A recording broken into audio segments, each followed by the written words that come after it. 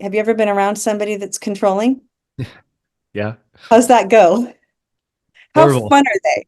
No, not fun whatsoever.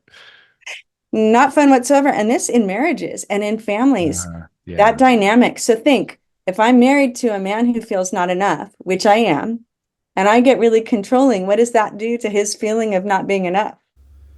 Welcome to the Intentional Father Podcast, where us fathers parent our children not by accident, but with intent. I'm your host, Aaron Stroman. Our guest, Dr. Dee Dee Mayer. Tell us about yourself real quick. What are you doing with your life? And where's the intersection? Like we did meet at a conference. My dad met you at a conference, but we ended up Yeah. connecting through that. But your work and fatherhood, explain that connection and Yeah. why you're here. So I work at a place called the Boone Center for the Family at Pepperdine University, and we are deeply embedded in helping people have authentic relationships at home with spouses, and intergenerationally, because the intergenerational family is an essential part of well-being for all of us. And so I get to travel around and share um, with people how do we stay meaningfully connected. So we do that at the Boone Center and do it all around the nation.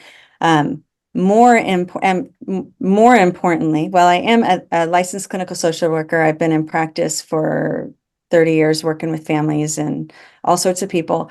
But most important thing about me is I am married to my sweet husband, Albert. We are 30 years this year. We have two adult girls and one adult son. Who we just love and enjoy and are um, going through life focused and intent on doing it well together. Let me start off with my first question. There's two questions that I wrote down. I have hundreds, but I'm like, I'll write down just a couple and then we'll see where it goes. Okay, But sounds so good. this one's coming from the vantage point of like research. You're in the university setting. So from like maybe a research or educational perspective, what does research tell us about the value or the role of the father? So that's Well, that's a great question. Uh, Not surprisingly, the number one influence in a child's life, particularly in the area of passing faith or values down to a child, is the father. And research, there's a guy out of, in fact, I have his book right here somewhere. Faith and Families out of USC. He's done the only real longitudinal study that looks at families over a span of generations and multi different denominational affiliations or religious affiliations. So not just in a Christian context. And they found that fathers are the primary influencer. Now, granted, the type of father you are makes a really big difference, sure. but fathers are an essential component. The second is mothers. The third is grandparents.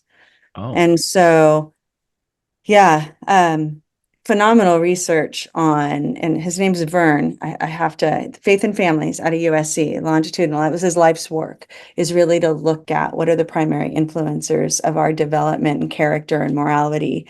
And it is fathers. okay. Fathers eat are first, even if they're working eight to Oh, five, yeah. or they're still carrying that in. If you think about this, think about the presence and the authority of a dad in the home. You know, moms and their role, they are nurturers, they are caretakers, they are doing a lot of daily needs and daily interactions. So the influence of a mom is pretty presumed. But when you have a connected dad, there is something special that happens in that relationship.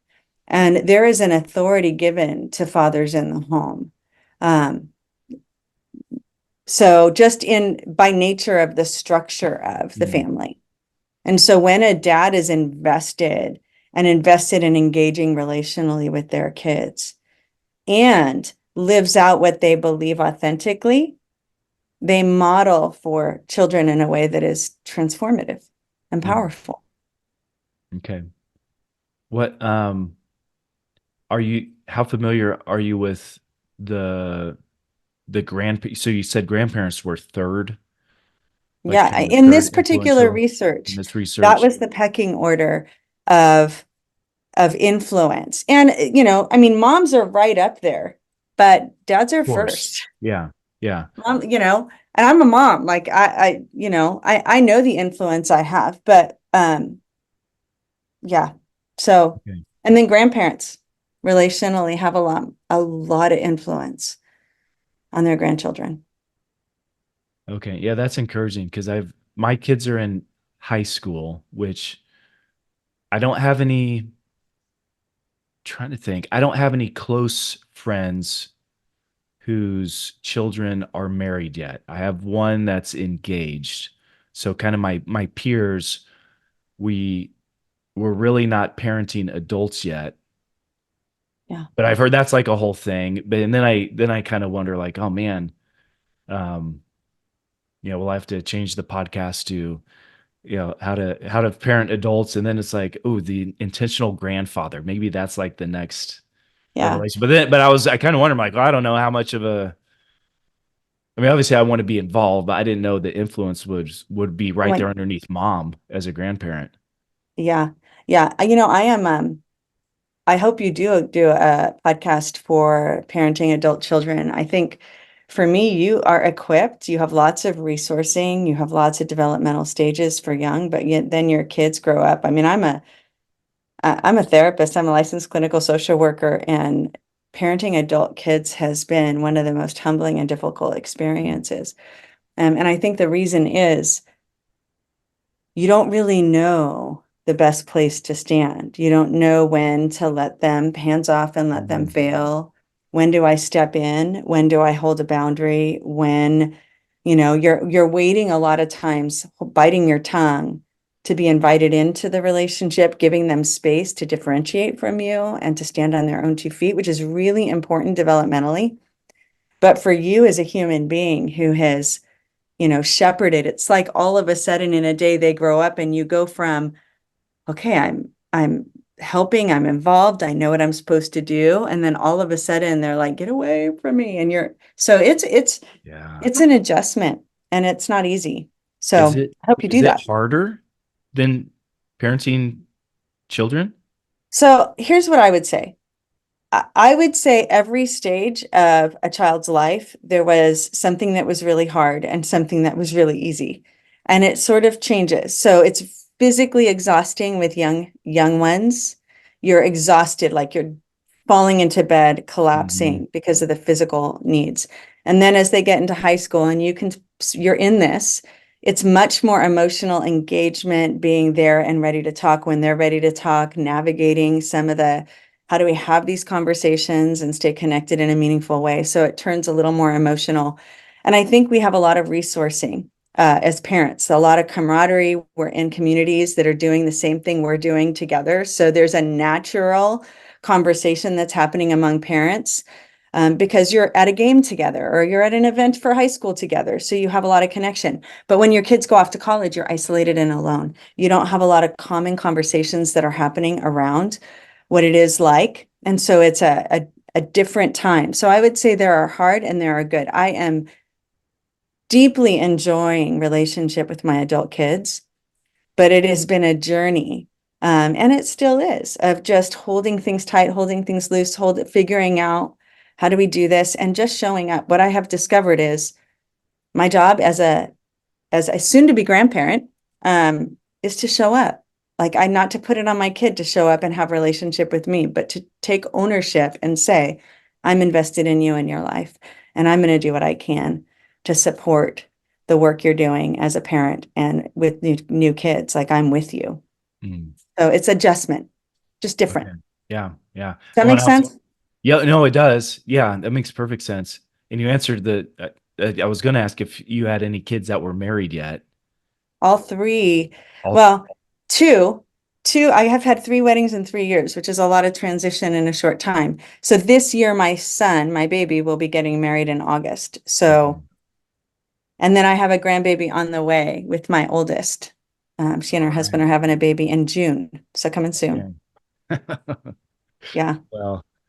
Yeah. Well, we will need to do more.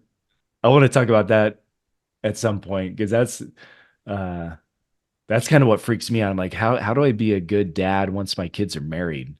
And that finding that balance of engagement and support, yet you can't be too hands on. You don't want to be that Oh, in-law, the whole in-law syndrome or whatever. Uh, yeah. That whole controlling thing. mhm. Right. And it's managing you. Like it isn't Yeah. about managing them. You are learning to manage you and what Right. you want to say to step in because you think you have the right answer. And you need, and you need to wait to be invited in. And that's hard for us. It's Yeah. just really hard. Ready for the next question? Sure. Sure. Okay, I'm going to ask a question, then explain why I wrote it this way, and then ask Okay. it again. So, Okay. from a therapist viewpoint, Right. what's the one piece of advice you would tell fathers who feel like they're doing an above average job? So, the reason I ask it this way is some dads are like, if they know they're doing a bad job, it's like, you know, stop doing the bad stuff, like don't Yeah. curse your kids out or whatever the thing is. Um, but actually, I was in a small group last night, and the guy trying to lead the group, he asked the group members, "Hey, what lies are you believing that we need to address?" But it's like if you believe the lie, you don't know it's a lie. It's like you know what I mean? You're unaware of it, and so there's a lot of fathers, and I'll put myself in this category, who feel like we're doing a good job, but that doesn't mean we're doing a good job. Just like we feel like it. So is there like one thing, if like fathers who are present and at least trying, what's the piece of advice you would give there, or the truth you would speak into that person? Okay. So I have a two-phase question, two-phase answer for this. Okay. Number one of the most important things I would tell a parent who thinks they're doing above average is your goal is to be a good enough parent. There's a book even Mm. written, The Good Enough. Because sometimes I think we're in this, particularly in Western culture, we have a pecking order and we have perfection at the top. And that we've got to be hitting it out of the park every time we're interacting with our kid. And the reality is, we're human beings with our own stories, our own narratives, our own pains. We've believed some lies about who we are. Particularly for men, I think they are constantly battling a message of not feeling like they measure up or not enough or not. Um, and so I think the standard that we put for ourselves, particularly in parenting, is that perfection. And so I think to be realistic and let yourself have some space to be human and to be real, um, and to stay meaningfully connected to your kids. So it doesn't matter if you're perfect. Doesn't matter if you're just good enough. Doesn't matter if you fail. If you're connected and willing to say, yeah, I kind of blew that. And I'm really sorry I blew that. That does so much to restore relationship and create safety and trust. When a dad can say, hey, I don't think I got that one right. I think I might have messed up. I think I can do things pretty good over here, but this one I kind of royally messed up. And to give yourself the break in saying, that's one of the most powerful things you could ever teach your children, right? So on one hand, it would be have grace, set a reachable goal of, I want to be connected to my kids for the duration of their life in an authentic and meaningful way. And I bring myself with me everywhere I go, the good, the bad, and the ugly. And so they're going to get all of that if we're meaningfully connected. And my job is to help them know how to hold their own good, bad, and ugly. Like, how do we do this and keep striving after being transformed by the renewing of our hearts and our minds and changing and growing into a better and better version of myself throughout the different seasons of life? So that's phase one of the response that I would give. And then phase two you make a really good point. Like we all believe some lies, but how do we even identify those as lies so that we can address and correct them? And, in working with couples and families over a span of many decades, um, really being intentional and doing the work of discovering what are the unique pains that have created some statements I believe about myself that are not true. That's one of the things I get to share with people around the country is really how do I understand the pains that I've experienced growing up? Because we all have them, right? We all, whether we've come from the most perfect family we could, we all experience violations in love and trust, is the way we like to put it. And that we have two core needs. We need to feel loved, and we need to feel like we can trust our environments and trust people. Attachment is built around trust. And so to build a healthy self, those things need to be on solid ground. But the problem is we live in a world where there's been broken love and trust. And so recognizing the messages that I've learned in my experience so that they're not lies that I can't discern, right? And let me give you an example of that. So I grew up in a home where there was addiction, and I grew up in a home where there was a lot of anger. And so for me, I grew up in a home that didn't totally feel safe all the time. So it's reasonable that I would feel unsafe. The problem with feeling unsafe is our response to it. So the core problem is I don't feel safe all the time. That things will happen and immediately I start to feel unsafe. For a lot of guys, in fact, across the country, I have never heard any male not use. Sometimes I like that my pains are either I'm not enough, I don't measure up, I'm not man enough, I'm inadequate, I'm a failure, right? That those are messages they believe based on their experiences of being able to meet the expectations of those around them. And so when we believe that, for me in an unsafe environment, my response to that's to get controlling. Like I just want, if I can control the environment, I'm going to be safe, right? So unfortunately, have you ever been around somebody that's controlling? Yeah. How's that go? How Horrible. fun are they? No, not fun whatsoever. Not fun whatsoever. And this in marriages and in families, that Yeah. dynamic. So think, if I'm married to a man who feels not enough, which I am, and I get really controlling, what does that do to his feeling of not being enough?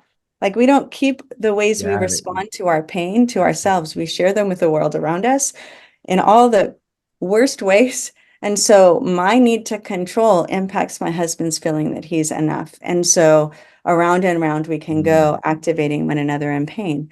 And so when I know that, and I know, hey, I control because I don't feel safe, but I'm actually not unsafe anymore.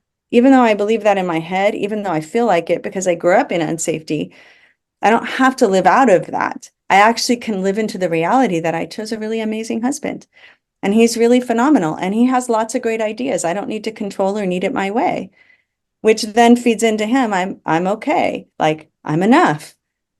She loves me and accepts me and I am enough so that I can step into, instead of blaming, what he does is he doesn't take responsibility and blames, which then triggers me to feel and gets angry. Right. Yeah. Right? Do you see how that cycle goes round and round? Yeah. And so we don't have to be unaware of the lies that we believe. So the second thing I would encourage men to do is step in. When we don't feel like we're enough, we hide it. Men are hiders. And then we just try to perform our way out of it in some way and earn. And I would say, name the pain and where it came from so that you don't have to live out of your response and reactivity to that lie. And so do that work. It is profoundly transformative to be able to recognize there's a reason I feel this way, but that reason isn't true about me, right?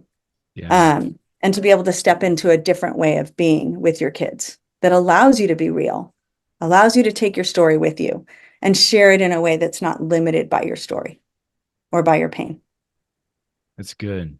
Does that make sense? Yeah. Yeah. Yeah.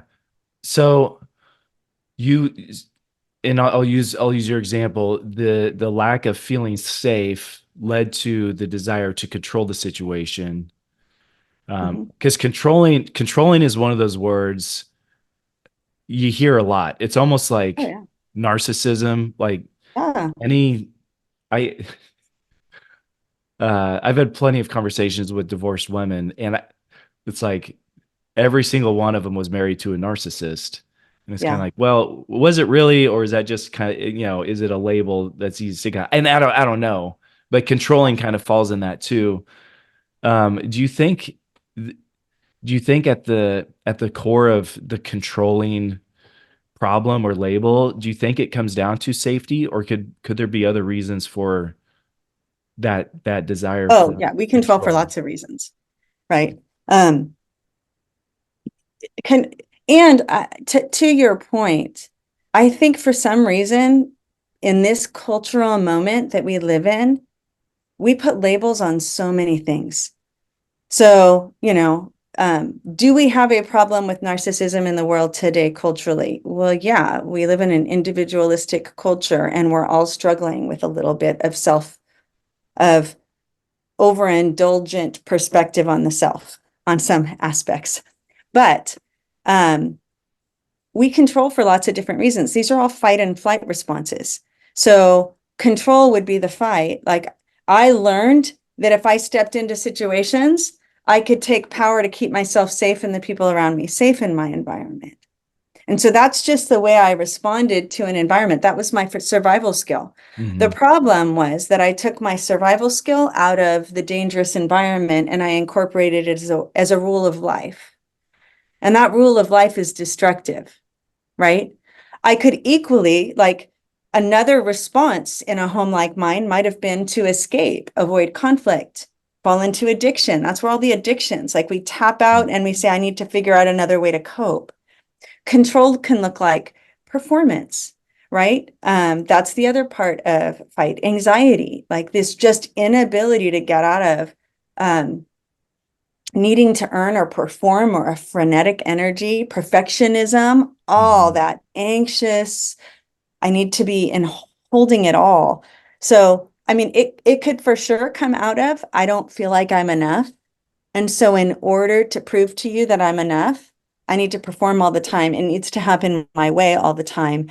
Because if it doesn't, then I'm not going to be enough, or I'm not going to be adequate. Like it's us really recognizing what's the core problem, the lie I believed, and what's the response. And so I could either control or escape, or I tend to fall into blame or shame. And I can do all of those, but blame is more the fight response. Like you're the problem. Shame is I'm the problem. That's the flight. I'm retreating inward, right? And so our brains just sort of do this in survival. But the problem is, as we grow up and out of the environments where we've experienced those pains, we carry the message of the pain with us until we correct it. Yeah, that's good. So yeah, I would say just that's what freedom is learning. I don't have to be bound by the messages I believed about myself through childhood, right? I Yeah. learned some Yeah. things about me that aren't true. Yep. And typically we're more than we give ourselves credit for. Like, Oh, you know, typically I yeah. have more capacity. I have, you know, when you step in as a dad, you yourself, your very presence is what is required, not what you accomplish, not how much money you make, not all the other things. What you bring to the table, you are more than adequate. Um, and what is needed, what can't be replaced. I remember having a dad call me. I was working at a school and I had a dad call and say, I'm divorcing my I'm getting a divorce from my wife and I'm not going to be around for my kid. And so I need you to find a mentor that will replace me. I Mhm. was like, there is nothing I can ever do that will replace the hole you are leaving in your child's heart if that's the decision you make. Yeah. Like the father wound, if you look at the father wound and research on the father wound, holy cow, the hole that dads leave. So the biggest message is like, you are the most important thing. You are the most essential element to bring to the table. That connection with those kids is invaluable. You bringing a healthy self will transform your child and give them the best leg up. For all of us, we bring our healthy selves to relationship. Yeah.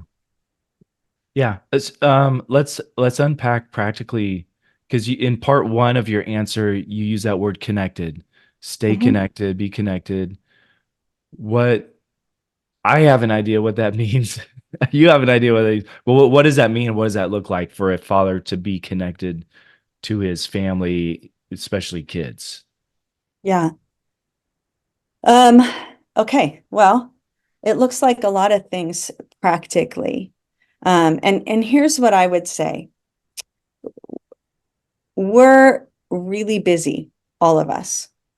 And this idea of quality time and quantity time, and the old research used to say quality time is will make the difference, but it turns out what most modern research is saying is that it's both quality and quantity, that quality happens within the quantity.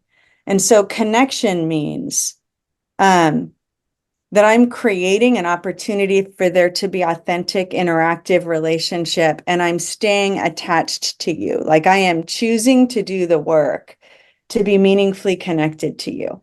And I love to add meaningfully connected because we can be shoulder to shoulder doing something and have zero connection while we're doing it. Mm. So, meaningful connection comes in those moments where you're on your way home from a game and we lost the game. And so we have this moment of opportunity to be able to say, how do we lose well? And how do we deal with um, all the reasons why? What are we doing with? Are we blaming a teammate? Are we blaming ourselves? Are we like, what are we doing in those conversations? So being present enough, we could easily be in a car and looking at our phone, right? A lot of us, when we pick the kids up, we're answering texts or emails because we're doing 1,000 things a minute. That's not connected, right? That's relationally disconnected. And so simple things like eye contact, authentic listening. And please don't let me hear, like, I am not speaking as one who has this all down. The number of times my kid has to say, you're not really paying attention to me right now, mom. And they're right? Because I'll be in the kitchen cooking, I'll have to ask a question, and they're not feeling like they matter. So really doing the intentional work of knowing you, knowing what obstacles you're going to have to meaningful connection and what gets in the way of that, and setting aside meaningful time that answers your own obstacles, right? For me, the family dinner table was a place of just deep connection for us. It was where we as a family got to connect and have conversations. In fact, out of two of the three weddings, somebody has brought up the Meyer family dinner table at both weddings in a very public way because we sit and we have good food and we just love the family table and the conversations, and they're spicy and they're honest, and we disagree and we agree and we laugh and we make fun of one another in healthy, good spirit. But that connection for me, I know I'm off base when I don't have enough energy. I'm not in a good place if I don't have enough energy to create the space for the family table, Yeah. right? And so just recognizing if I'm not sitting down and having meaningful connection, I think the stat, and I may not get this 100% accurate, but I think dads have less than 30 minutes of meaningful connected time with their kids a week on average. Whoa. It's pretty low. Wow. And so to just even think in your mind, and the Wow. reality is you got 1,000 things going on in your mind. You're pulled 1,000 different directions. Connected means I'm putting that in a box. I'm putting it on the side of the road. And you are my primary interest right now. Tell me about you.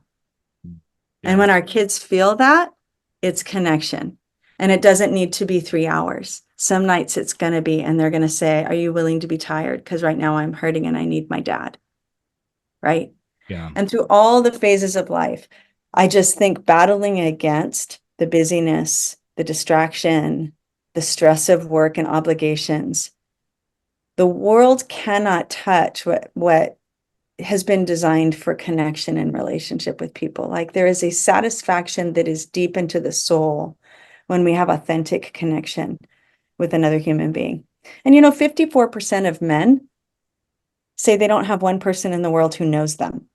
So to think that men stepping into relationship even know how to engage in ways that are connected, like we've slammed men culturally. So helping, I would say to men, like, start practicing 10 minutes a day of just being totally aware and present and listening and reflect back. Oh, so you had a rough day at school today and you're feeling like your friends weren't really nice to you today. Did I get that right? So just learning how to engage that type of a conversation, because we've not done a good job culturally of prioritizing that type of connection. I wouldn't expect you to have gone through my archives and see what I've talked about. I did a whole episode on the family dinner table because Oh, wow. I think that's it. Uh, it's such a great opportunity and such a good way to connect with the family. And Research supports so, that. yeah, Just research on wellness and academic success and satisfaction in life and lower rates of mental health issues all center around the norm of a family dinner table. yeah, So you're right, 100%. Your inclination and instincts, spot on. awesome. Okay. Here's an improv question, Okay. and this is a chance for you to get to brag on your husband. But as you think about all of the memories watching your husband father the children, is there one that comes to mind that where you're like, wow, he knocked it out of the park, or if I could bottle that up, keep it forever? Oh, What's the sweetest memory of your husband being a rock star dad? yeah. So, um, the good news is I have a lot of things that pop into my mind, but I would tell you honestly, and my kids and my husband would both tell you this, it wasn't always that way. My husband had a very intense job. He designed film cameras and was in the entertainment industry. And so his work life was really intense up until our daughter hit high school. And then he switched out of that job and started another company and had time at home. And I went back into work for that adjustment. And it revolutionized him as a dad and Mm, revolutionized. So my daughters would say they had a different dad than my son had growing up. And watching my husband reorient his priorities and begin to connect, um, I would just my husband would walk my son to school every day and play basketball. They'd go a half an hour early and they would play basketball before elementary school started. My husband went from not being able to show up to any of the little plays that they had at school to being able to show up at all of the plays and interactions. And so my daughters got to experience a different part of that. My husband flew out to my daughter for a weekend and went and got a manicure pedicure uh-huh. with his college age daughter in her first year at school, because something in him switched where he was able to recognize he had grown up with a disconnected his dad was in a concentration camp. Great dad, didn't know how to connect, had so much trauma in his life. So my husband had grown up in real detached relationship.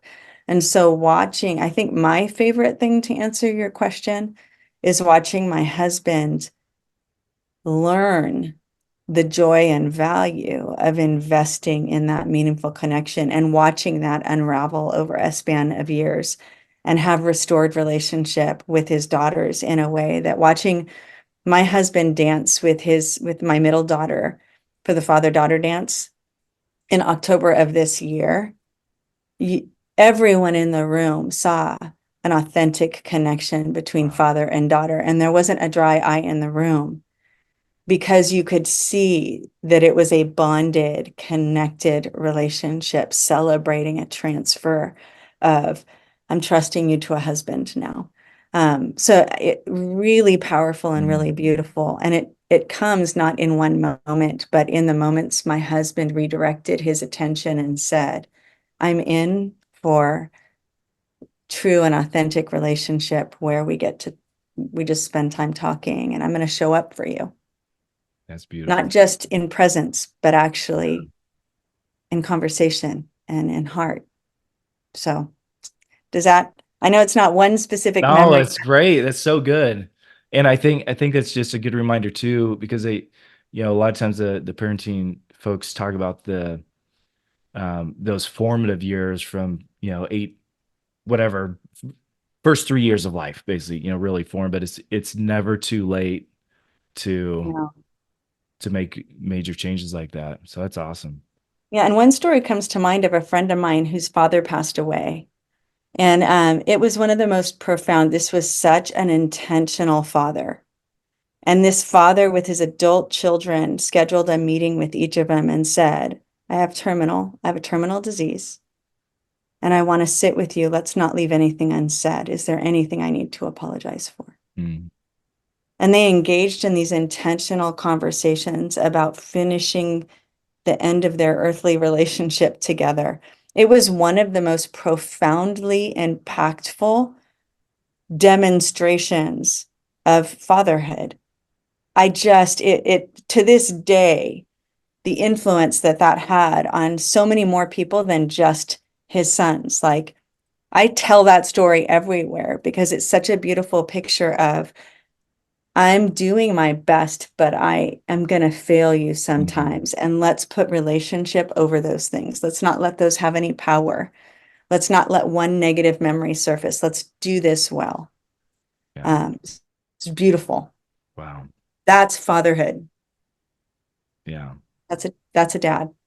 What I do want to say is, single moms, you're number two. Don't forget, like, you are enough. If that's all you have, you're enough. Mhm. And don't do it alone. Find some men that'll invest in your kids. Yeah.